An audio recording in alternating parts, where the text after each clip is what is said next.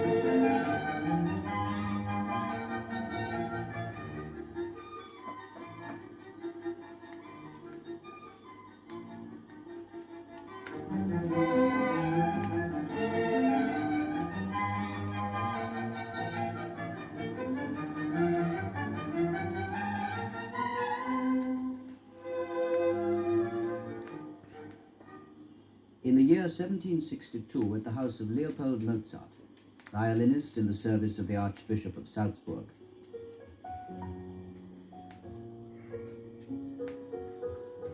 Did you hear what little Wolfgang said this afternoon, my dear? He talked an awful lot.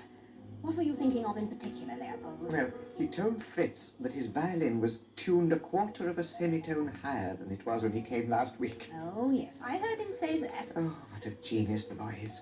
What a miraculously sensitive lad. Leopold, you're so obsessed with Wolfgang and his music, you think and talk of nothing else. Well, You seem to forget that he's just a little boy of 6. 6, did you say? Good heavens. He's such a good musician already that I really don't think of him as anything else than a grown-up. That's the trouble. You may know a lot about music, but you know nothing at all about little boys. Wolfgang was showing off this afternoon when he told Fritz his violin was sharper. He knew perfectly well that everybody would applaud a remark like that. Anyone would think you didn't want to recognize the talent of your own son. You say exactly the same thing about Nana. How old is she, by the way? 11, Leopold. Oh, yes, 11. Well, she plays the harpsichord very well. So she should, the way you make her work at it. But don't you realize, my dear, I've got plans. Plans? What do you mean? Well, I think we can take it for granted that Wolfgang will be a musician when he grows up. So the best thing to do is to make him start early. And a public performance is the sure way of making him known and giving him the chance of making a living when he grows up. I don't like your plans at all, Leopold. I want my children to grow up happy. Training them around in public isn't the way to make them happy. My dear, all they'll be doing will be to play music in front of a lot of people. At least I hope a lot of people, instead of in front of just a few friends. And we start next week. Next week? Yes, it's all arranged. Naniel and Wolfgang are giving a concert together at Munich. The public will go mad over them.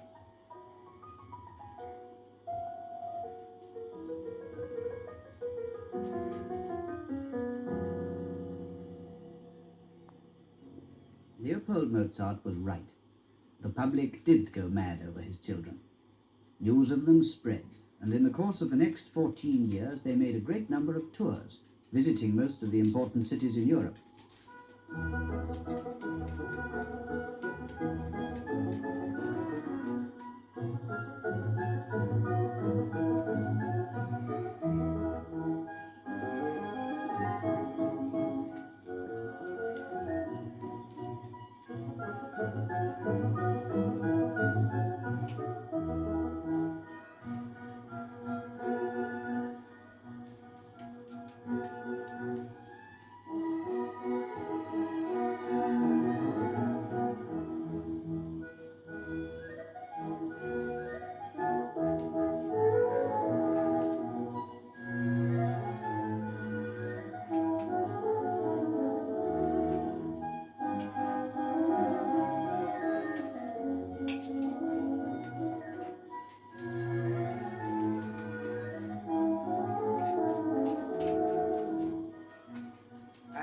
got some bad news, my dear.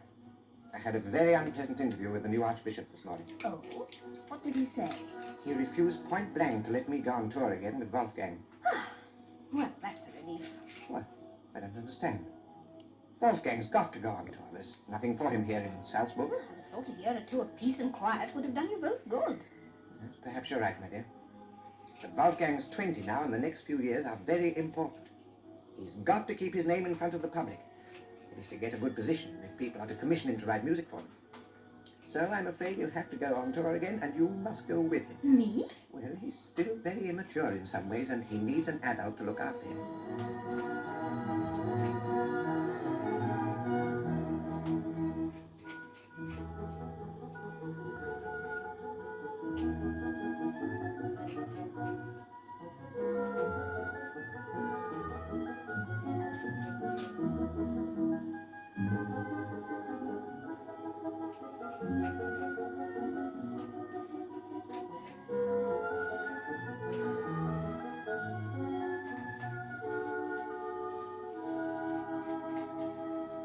Oh, come on, Mother. Don't look so sad.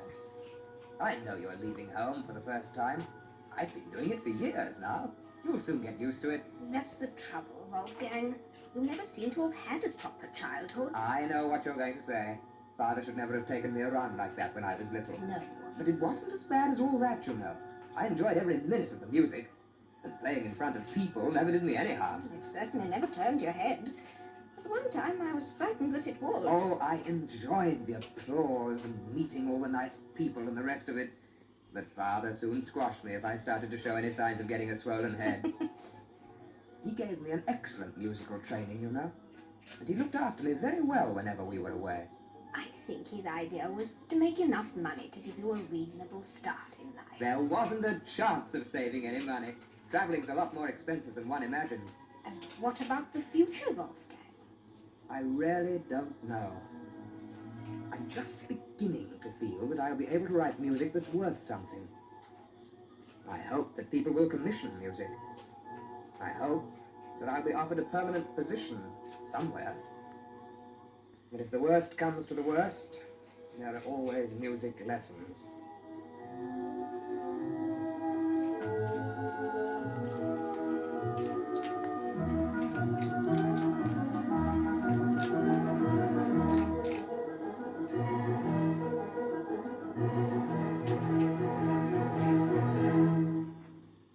This tour turned out to be a disaster, and finally Mozart's mother died in Paris from a fever she caught as a result of living in poverty and dirty conditions.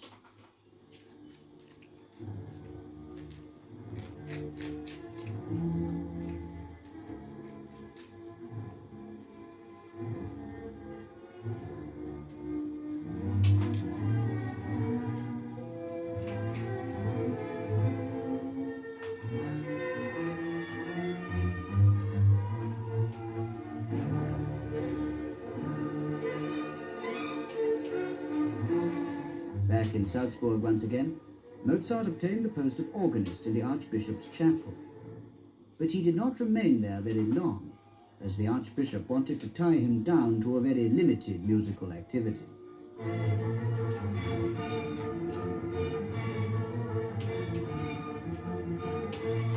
Wolfgang, have you made up your mind to give up your post as organist? I've not only made up my mind to give it up, I have already done so. Oh, no. I had a pretty stormy interview with the Archbishop this afternoon.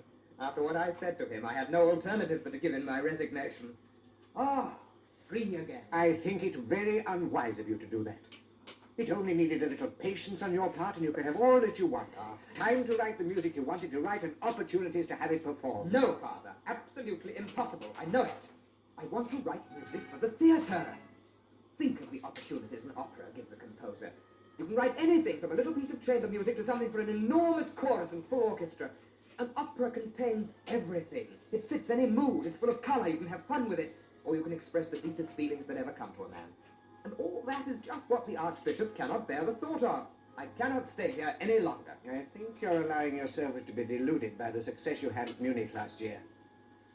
The public liked the opera, I agree, but success like that is a transitory, elusive thing. You can't be sure of meeting it again. All the same, I'm going to risk it. Nothing will make me change my mind. I'm off to Vienna next week.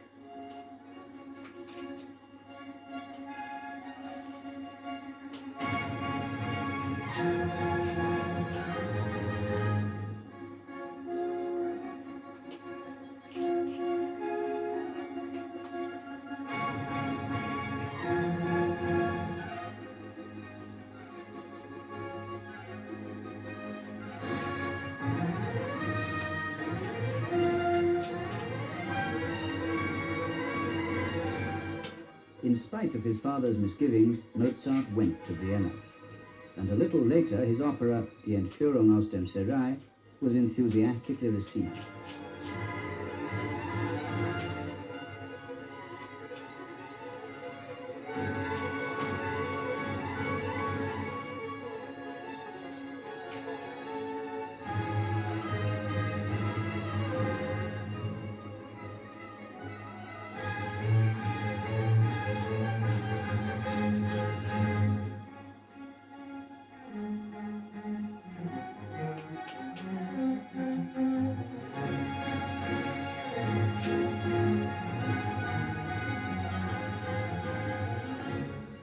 After the performance on the first night, Mozart was summoned to the Emperor's box.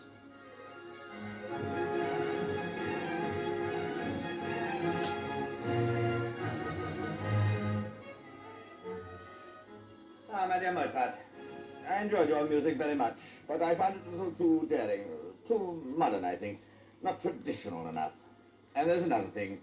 There are too many notes. I'm sure you can do much better. Your Majesty. Now, don't forget what I said. Too many notes.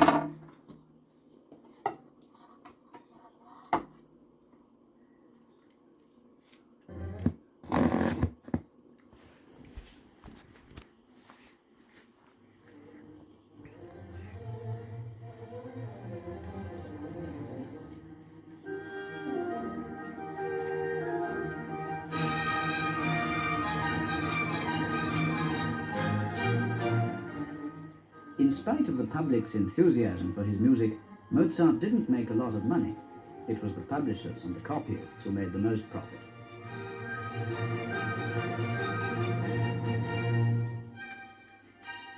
In 1782, he married Constance Weber, the sister of a girl to whom he had given piano lessons in Mannheim.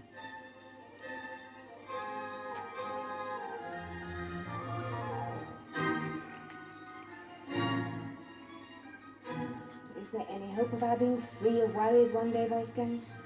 It always amazes me that your music can be so gay when we're so constantly in debt. I don't know about our being free of worries, Constance, but I can't imagine the worries of everyday life having much effect on my music. The music's there in my mind. I sit down and put it on paper. When I'm writing the notes, I'm not composing. I'm being my own copyist, that's all. I'm going to have a lot of copying to do in the next few weeks, by the way. Why?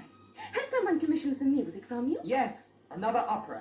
It's a wonderful libretto, The Marriage of Figaro. Da Ponte has adapted the text from the comedy by the French author Beaumarchais. You know the story, don't you? Yes.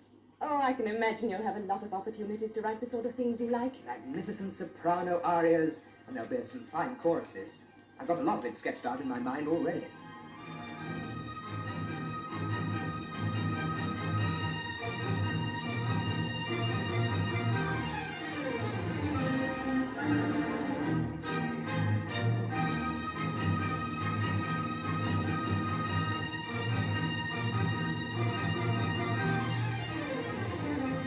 The Marriage of Figaro received its first performance in May 1786. The public went wild with enthusiasm, and the seal was set on Mozart's fame.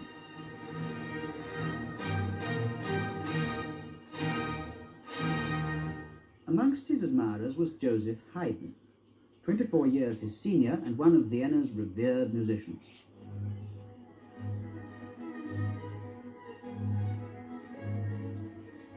On one occasion, Haydn said to Mozart's father, I declare before God and on my honor that in my opinion, your son is the greatest musician that I know, either in person or by name.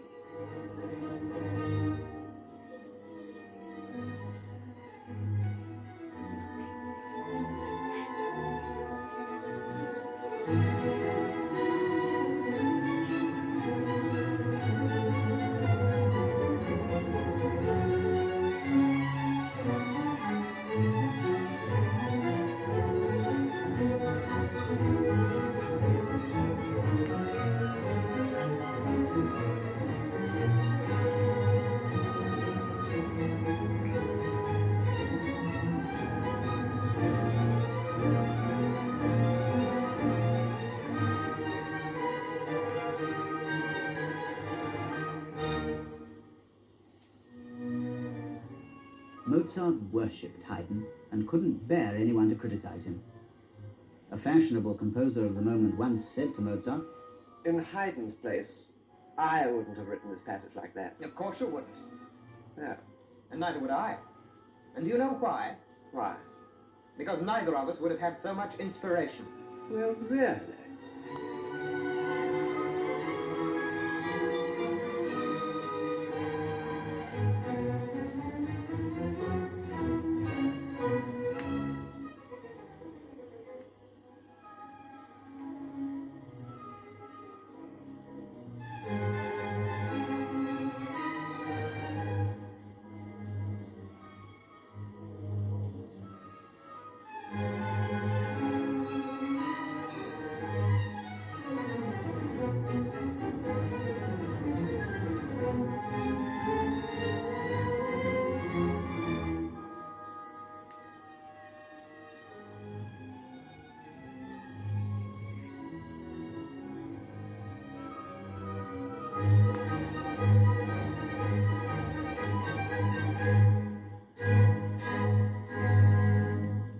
In the following year, Mozart wrote what some people consider the finest of his operas, Don Giovanni.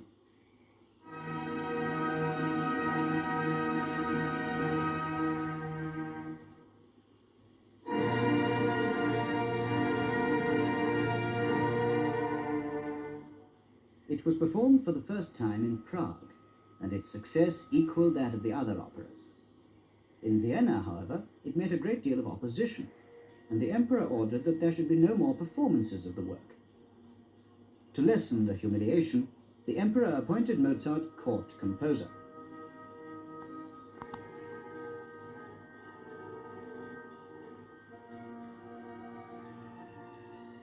His responsibilities as a husband and father were by now beginning to tell on him. There seemed no possibility of his ever being out of debt, and he told his friend Puchberg about his difficulties. Well, you see how it is, Puchberg. Debt's all over the place. Hardly seems worth struggling on. Oh, my dear fellow, you're a genius. I know you're going through a bad time, but you're a young man, and if you fight, you'll come through all right. I'm not so sure that I agree with you. I'm a struggling young man, but I feel like a struggling old man. And if I live, that's what I really will be. A struggling old man. Yes, but think about your wife. Poor Constance. She's staying at Baden, and I can't even send her any money. Oh, come on, buck up. Look, I'm sorry to ask you this. You can imagine it's not the sort of thing I like to ask you, but Do ask. could you lend me some money on this ring? Oh, dear chap, put the ring away. I'm going to my bank. I'll call on my way back with some money.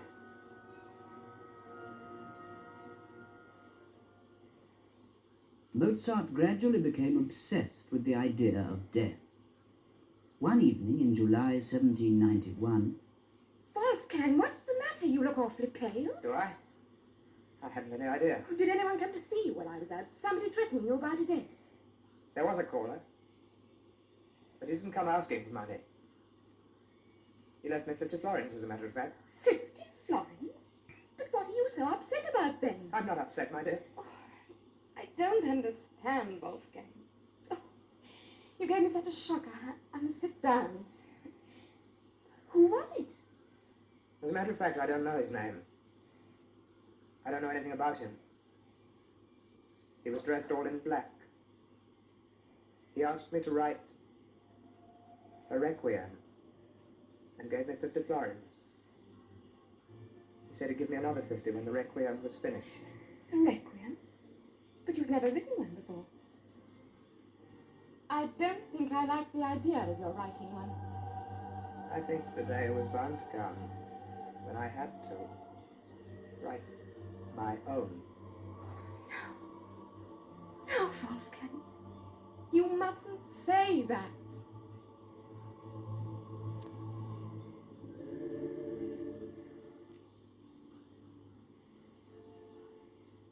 Mozart started work on his Requiem.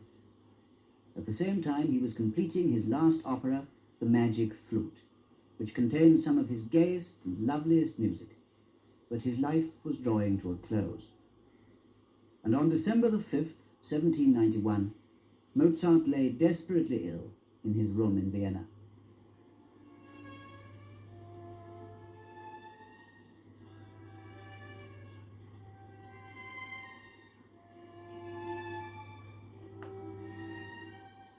His wife and his favorite pupil Susmeier were with him.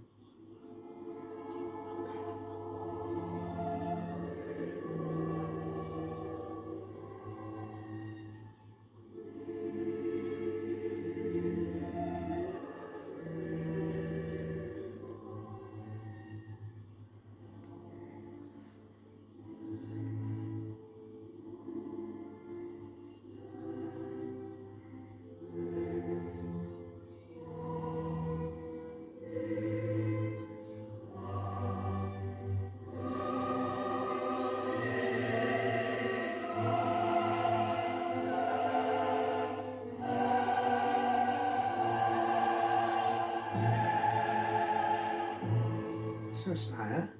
Master. It's a strange irony, but I don't think I'll be able to finish this requiem. My own requiem. Master, you mustn't talk like that. Wolfgang, you're not going to die. You're not. Constance, my dear, I can feel life gradually ebbing from me. I want to use my last strength to do as much as I can with the requiem. Susmeier, you know pretty well how I would develop anything I've already sketched out. You must finish it for me. There are only 3 things incompleted. The Sanctus, the Benedictus, and the Agnus Dei. Do it as well as you can. I promise, Master. Now leave me, would you? I'd like to be alone with my wife. Yes, Master.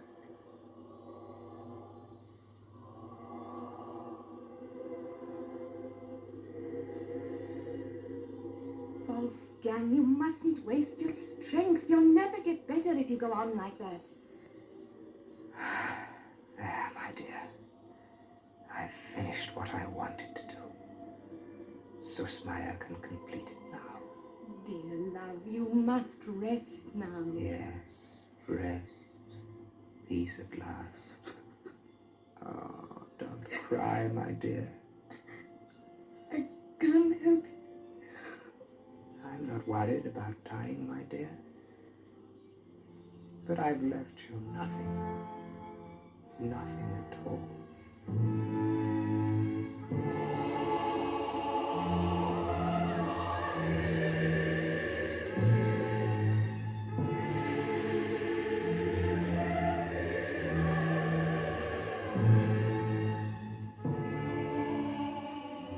Wolfgang! Wolfgang! Susmeier, come quickly! Master. My dear Master. Wolfgang.